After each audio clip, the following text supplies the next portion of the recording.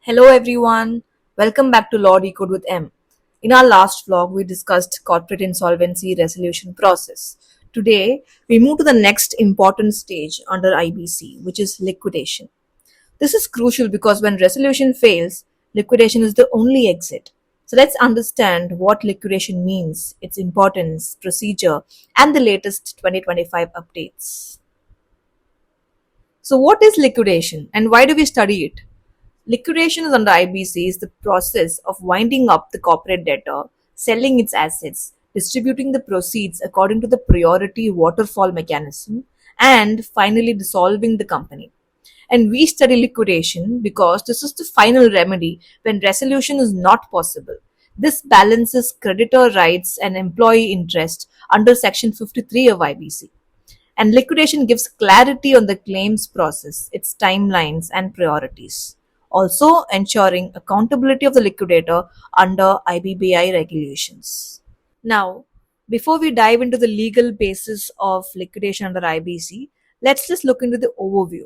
So, Chapter 3 of IBC deals with liquidation, and some of the key sections include Section 33, which talks about the liquidation commencement, Section 52, which is the realization of secured assets, and Section 53, which deals with distribution of liquidation proceeds, among all the other sections. So, the NCLT here, which is the adjudicating authority, will pass a liquidation order. And that happens when a resolution plan is not approved within the time, or it gets cancelled, or CARP ends without a resolution. So, the basic object of liquidation is to understand how claims are in existence as on the liquidation commencement date and how it is filed within the prescribed period. Secured creditors may enforce their security interest under SARFAESI, but there are conditions and costs that we must understand. Now let's dive into the features of liquidation. So this is triggered under Section 33 of IBC when resolution plan fails or if it's rejected. Later on, a liquidator is appointed, and that usually can be the resolution professional which is appointed for CARP process as per Section 34. Then claims are restricted to the commencement date of liquidation. That means only claims existing on the liquidation commencement date and filed within the timelines are admitted. This is as per Regulation 12 of the Liquidation Process Regulations 2016. Later, we have the secured creditor's choice under Section 52. So they may either relinquish security to the liquidation estate or enforce it outside, subject to bearing liquidation cost. This is as per Regulation 21A of Liquidation Process Regulation 2016. We have distribution of waterfall mechanism under Section 53, that is to prioritize the cost, workmen dues, secured creditors, unsecured creditors, government dues, shareholders at the last. Later on, we have public announcement and claims verification, which is mandated under Regulation 12 to 16 of the IBBI's Liquidation Process Regulation 2016. Then the final step is the dissolution, which is passed under Section 54 given by the NCLT when assets are liquidated and claims gets settled.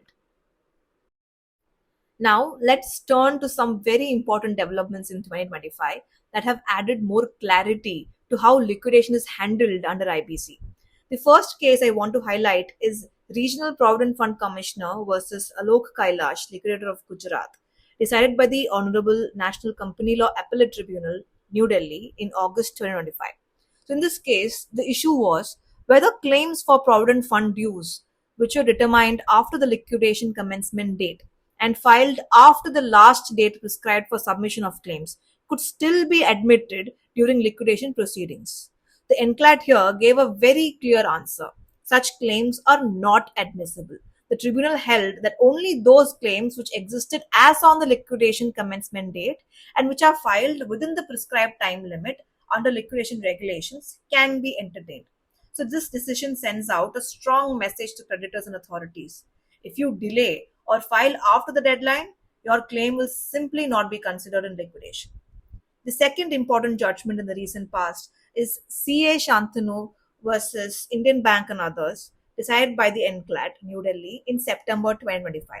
Here, the question was about secured creditors who enforced a security interest directly under the SARFAESI Act instead of relinquishing it to the liquidation estate. The secured creditor argued that since they realized their security outside the liquidation process, they should not be liable for bearing liquidation cost. However, the tribunal ruled otherwise. It made it very clear that even when a secured creditor opts to realize their security independently, they are still required to bear the liquidation cost, including the liquidator's fees. The NCLAT also emphasized that liquidation cost in such cases must be calculated strictly according to the formula laid down in Regulation 4, Sub-Regulation B, read with Regulation 21A of the IBBI Liquidation Process Regulations 2016. The proposed IBC Amendment Bill of 2025 has some interesting provisions which may significantly impact liquidation. One major proposal is to enhance the role of COC, which is the Committee of Creditors, during liquidation. At present, COC only plays a consultative role, but under the proposed changes, COC may actually exercise supervisory powers over the liquidator. This would bring greater accountability and creditor control in the liquidation stage. Another proposal is the introduction of a new Section 28A, which would allow guarantor assets to be brought into liquidation estate of the corporate debtor.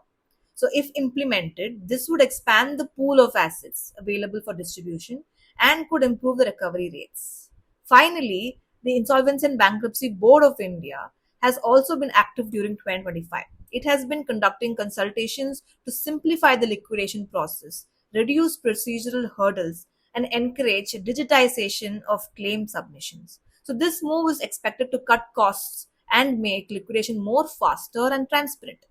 So, taking all these together, these updates, whether these cases as such or the proposed bill, the IBBI's regulatory push, all shows that liquidation under IBC is evolving towards more greater clarity, stricter timelines, and better creditor protection. So, understanding liquidation is not just about winding up companies. It's about learning how law balances creditors, employees, and businesses when revival is impossible. With 2025 changes, liquidation is becoming more sharper, time bound, and more creditor controlled. So stay tuned for my next vlog where we'll decode another crucial part of IPC.